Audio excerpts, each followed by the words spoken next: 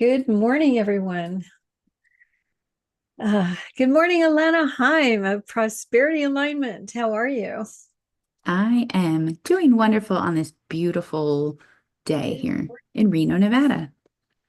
Okay, we're going live on YouTube today, and we just started. It's happening. Yay. So I'm in Reno also. We're friends. Hello. Always good Yay. to see you. Um, it's a new moon energy. It was a new moon last night, yesterday, 6:23 p.m.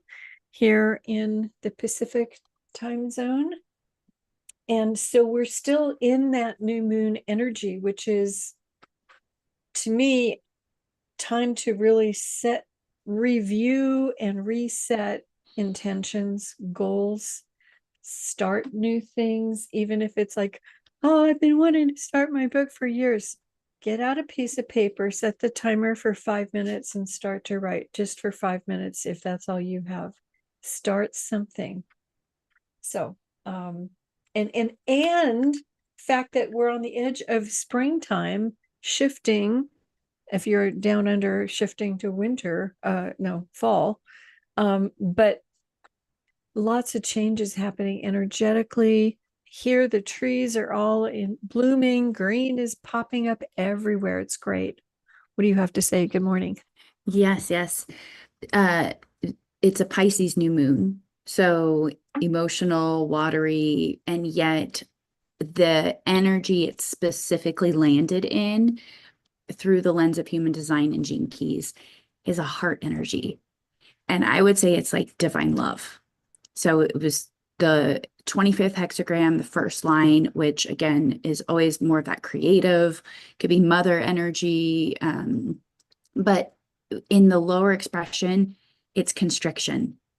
So allow this new moon like to help you where if you've been constricted, just like you said, you can't get that project started, you can't do these things that you've been desiring, you're constricted in some way. Why? And are you shutting down your heart?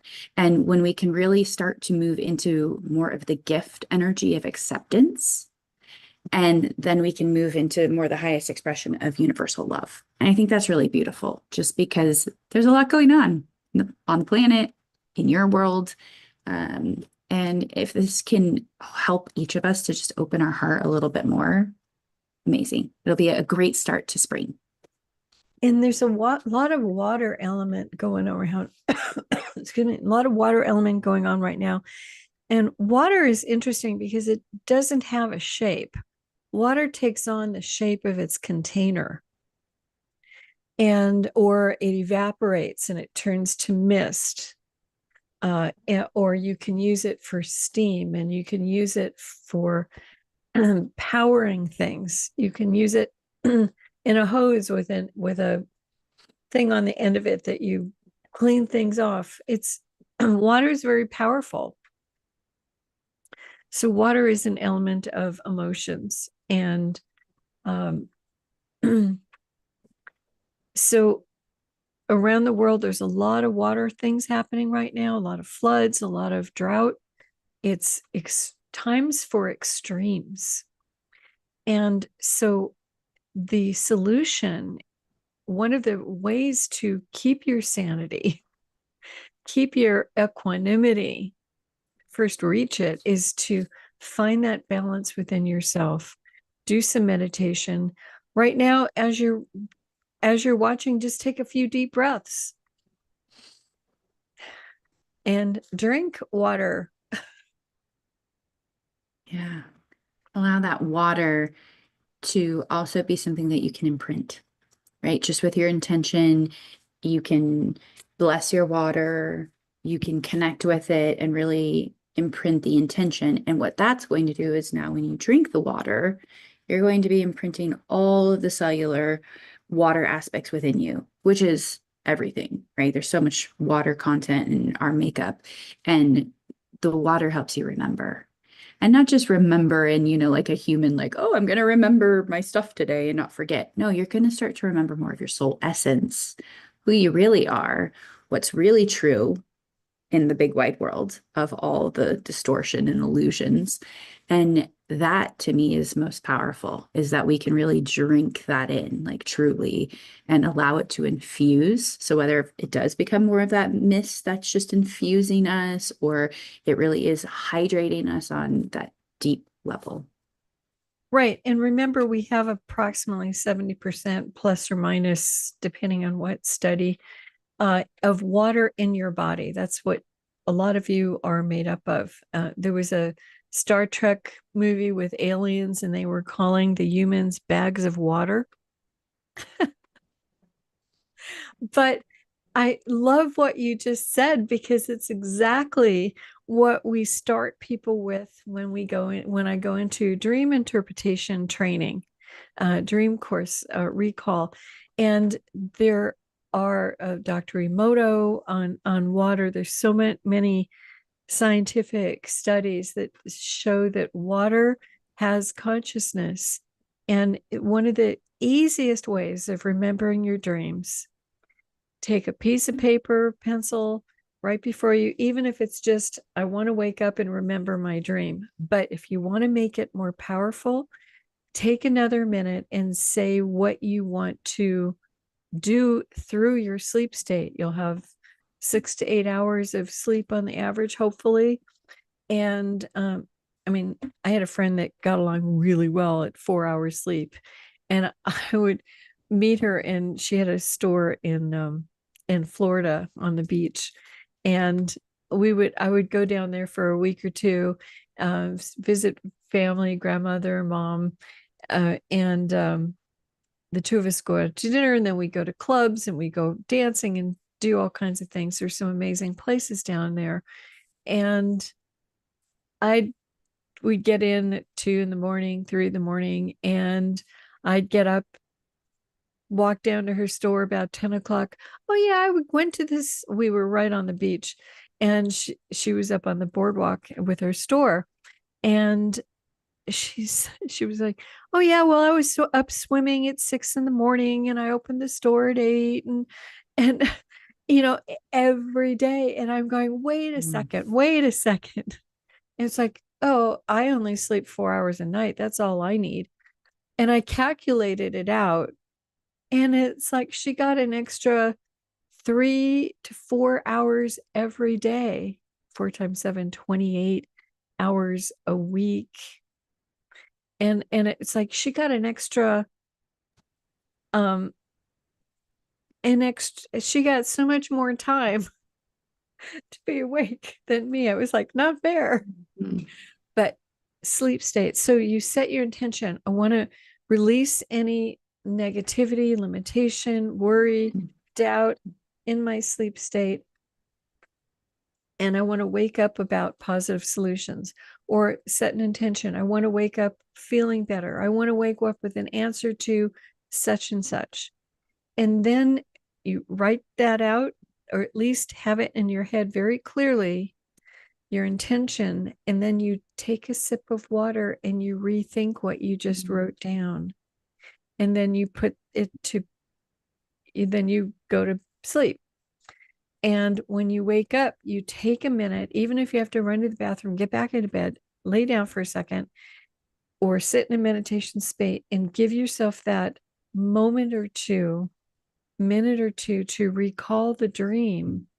And if it doesn't come back, then take the sip of water again, and that will trigger the water consciousness 70% plus in your body to help you to recall the answer, the solution, the inspiration. It works. So cool. So the I was up in Lake Tahoe a couple weeks ago. We had an unusual well, we had a very unusual winter up there, and it was right after Christmas. And I was walking in the woods with some friends right next to a a river. And the other friend said, look at the snow. And she went and scooped up a chunk in her hand. and each of the snowflakes looked like little trees. The snowflakes were literally in the shape of trees. We Mhm. took a couple close-up pictures, and it was absolutely magical because there was a little bit of a clearing, but there were these pine trees, big trees, and it was a reflection of the trees, and the water reflected, not just reflected, but took on the shape of what Mhm. they saw. And there have been recent studies that if you freeze a picture of yourself with water right there, the snowflakes start to take on the shape of what they see, Mhm. what they reflect around them. So it's a whole new exciting thing to say that the water does have consciousness. It does Mhm. have, it's an element just like fire has consciousness, water, earth, air. And there's, as as we move further into this age of Aquarius, the intuition is getting heightened.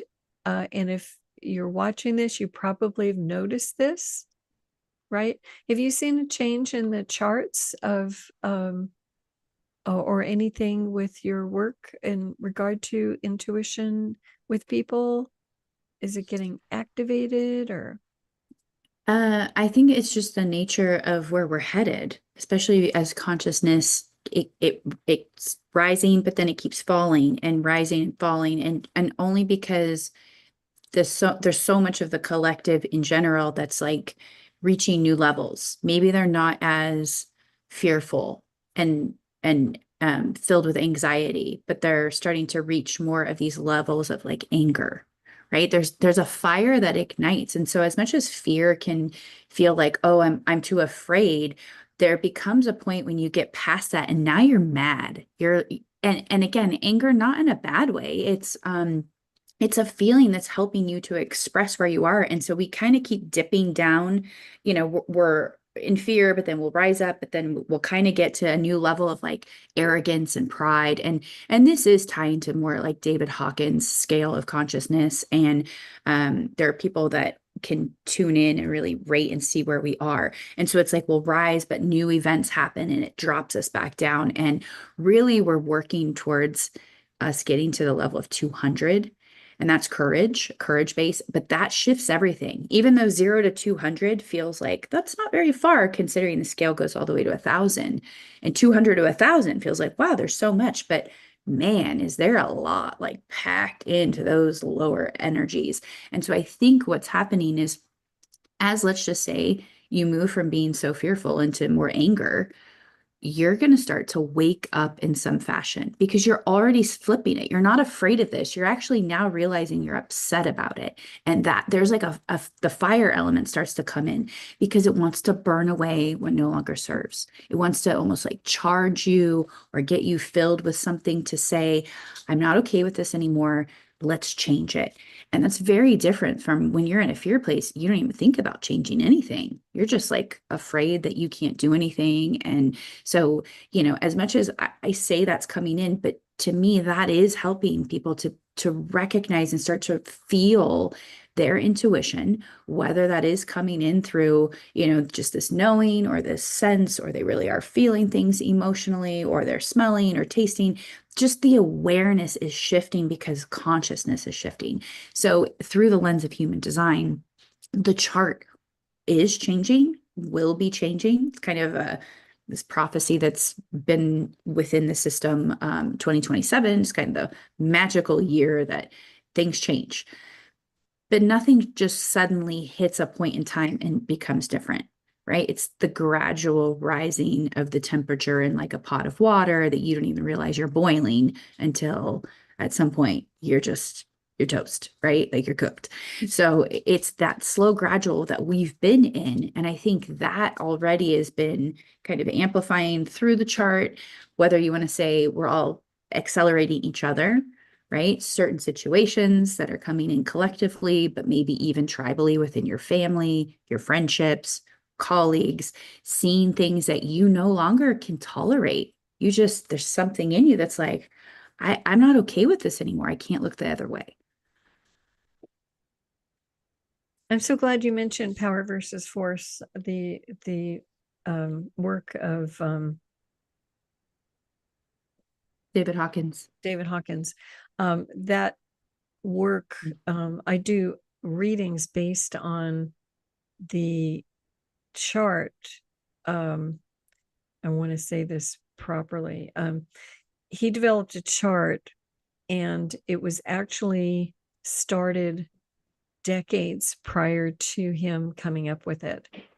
And so this one man started it in England, who was working with Louis Pasteur, and Louis Pasteur was working in France to develop pasteurization, a way to keep people from getting sick from eating dairy products that are no longer have turned rancid, or that don't necessarily, you can't tell yet, but it's not, don't eat that.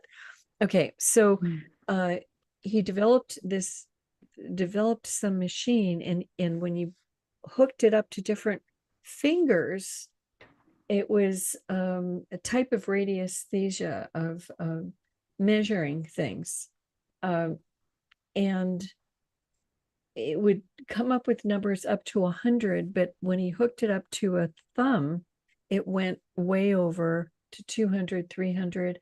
Couldn't figure out what the thumb was connected with the body, but the other fingers were connected with different organs. And so anyway, it's a whole thing. And so who was it? There was another scientist who took on the thumb. He says, "You do, Louis, you do the rest of the hand. I'll do the research on the thumb." And he called it brain radiations. And he found that people that had lower numbers, like 250, 270, were slower. So if somebody said to a child that was a little bit slow, tie your left shoe, and it would take them like 2 minutes to figure it out and tie their shoe. Now tie your other shoe. It would still take them about 2 minutes to think about what to do, and then they would be able to do it. So they were slower thinker, as opposed to, as you went higher on the scale, 300, 400, 500, they were more brilliant in, like a light bulb, more luminescence, and faster at comprehending and thinking things. So anyway, they did the research, this guy, and then when he retired and passed on, the research went to 3 different groups, and then they took it to a whole nother level of research. And then they got into elders, because this was the late 1800s that this started. And then our group in the early late 1970s, early 1980s, ended up getting gifted the research from those 3 groups on the mind radiations or brain radiations, that scale that Power versus Force put out and made famous. So there are a few anomalies, but we had hundreds of people working on the research with us over at least 5 years. And so one of these days, I'm going to get one of those books out to adjust, correct minor corrections, and present that material. And it's a new type of psychology, and it should interact really well with some of the work that you're doing, Alana, with your human design and the integration of all the other things that you do. So I'm excited about that. But there are readings, and the new type of psychology says this is where you're functioning physically, this is emotional, mental, and spiritual. And the difference between the physical and emotional on the scale is the present life karmic issues.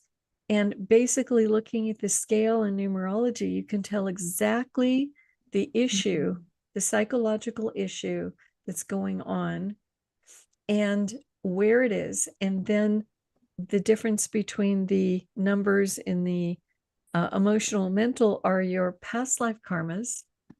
And you can identify exactly, a good reader can look at the list of people that you bring in, good or bad relationships, and look at the chart and tell exactly what the karma is. It becomes obvious and help person clear through or pull forward the talents or abilities that were shut down because of the fear, drama, or trauma. Doing that healing very, very quickly. And it absolutely accelerates people's behavior, ability to stand in their highest potential of love, essence, be as creative as possible, and most important, ground, because a lot of people are too sensitive. And I found that especially in Reno, Nevada, for some reason, a lot of people here are extraordinarily sponges, and there are empaths, that they actually do healing for other people by absorbing their energies. They don't know what's going on, and all of a sudden they go shopping and they feel drained. They go shopping and they have an arm hurt. They were standing next to somebody in the checkout stand that had a cast on, and they just literally pulled the pain out of the other person for them, but they don't know it, and they don't know how to process it out. So it's having, I think, having some time, taking some time this year or next year, sooner the better, to take some deep dive courses really, really quickly, to do some counseling ASAP, or coaching with somebody that knows what they're doing to help you stay grounded and to work with the energies that are coming in. The water that is emotionally empathic and programmable. And so our body is programmable through the water, meditation, consciousness about it, talking, asking for questions, waiting, meditating, getting the answers for illness, dis-ease, pathway in life, and or seeing someone like me or Alana Heim to help break through those messages that are there. Or just to gain the awareness. I mean, in all reality, the way that I've always seen human design and used it, yes, it's a tool. Many people now use it all over. I feel like it's kind of hit a tipping point that most people are like, oh, I've heard of it. Or they could meet me and be like, oh yeah, I've had a reading before. No, it's not about being read. It's about embodying who you are through this information, that you begin to integrate it so deeply that you honor who you be. And so it's the mechanics of energy, right? I can absorb a lot of different energies. So it's like, if I just show real quick, right? And your chart is different. Yours is similar, where both of us have two separate parts and we're very open. And if I recall, I think yours is over here and is like this. So again, that's a human design chart. yes. A lot of So people this never is thought. my specific chart, and then JacQueline's is, JacQueline, you're a little different, but we're similar in that we can either be in our head, we can be in our body, but all the other energy, that's the discernment that when I go to the grocery store, am I feeling, for me, stress of other people? Absolutely. Is it mine? No. So if you are someone who really is sensitive and you are going around the world and you know how to help people and you just want to take it from them, that's not the sourced way. The sourced way is you are always sourced, are always connected, and you can access, but you can also let it go back to source and be rehabilitated, or allow the energy to be integrated within the person, that it actually helps them to learn the lesson and grow from it, right? You don't need to take from them, because now you essentially almost make them the victim, meaning they need you to constantly help them feel good. And that's not the point of healing or any of these energies. So I love that you bring it up, because that's something that I do notice and I feel. And, I went to a huge dinner event over the weekend, and there were, I don't know, at least maybe 300 or 400 people there. And I left and I got home and I felt fine. My husband's like, oh, I just feel so exhausted. And I was like, huh, I don't. But I think there's just, I run more at that unconscious level of just already protecting. I know I'm not going to take on other people's stuff. It doesn't drain me. This is where, yes, sometimes you can almost get into the other side where you take from others to feel energy. And it's like, no, I just need to be in my own place. Mind you, I did sleep that night and I slept long the next day. And it was like, oh, maybe I was, tired from being around it. But in the moment for me, it wasn't like I'm getting headaches, I'm feeling lethargic. So this is the dance. And when you know more about your energy, mechanically, how it operates, how you use it for you to be the best you, it's a game changer. Because like I said, you're not here to take from others to help them. You're here to help themselves. And that's the difference for all of us, is we don't need people to do for us. We need us to just be. And sometimes we don't know who that is. And so now you can imprint your water. It's another tool. Like, I'm sure you're the same, right? We have so many tools and you're almost like, oh, I forgot about that one. Oh, I better dust it off. Oh, I forgot about it. And I have little crystals where the intention was to place it under your tongue, and through intention and scans and, however you want to see it, connecting to source, earth, elements, connecting to yourself physically, emotionally, mentally, spiritually, whatever, you're imprinting that intention into the crystal and then placing it in water and allowing the crystal to then infuse and imprint the water, and then you can drink it. Right. And so this is how you can start to help your body remember its wholeness, right? Remember and integrate itself back into wholeness, instead of, thinking, oh, I'm broken, and, oh, they told me I have this diagnosis or I have this health issue, that you're starting to allow the crystal, but the water, to go back through you as you drink it, and through intention, just ask for whatever your body needs. It's going to start to remember and bring that in. And so that's something that I've started kind of doing again, going, oh yeah, I forgot, but I remember now. So water's a fabulous element. Make friends with your water. Write down affirmations on the outside of your water bottle. All these little things make a difference. And contact Alana, have a human design chart done through prosperityalignment.com, or contact me. I am scheduling classes. Do something special this weekend for spring equinox or fall equinox. And right at the time of the equinox, you can actually take some eggs and stand them on their edge, and at that time look it up what the time is where you are, especially if you have kids, and you can literally get the eggs to stand up on their balance point. Take a picture and put it online. So any parting words? Just, stay magical. As much as it might feel like there's lots of, crazy out here, find the grounded, anchored goodness in here. And then that's the ripple. Yeah, program your water. And with that, thank you for joining me today. Have a fabulous week. New moon energy, write down some stuff, celebrate spring equinox, and stay safe, everyone.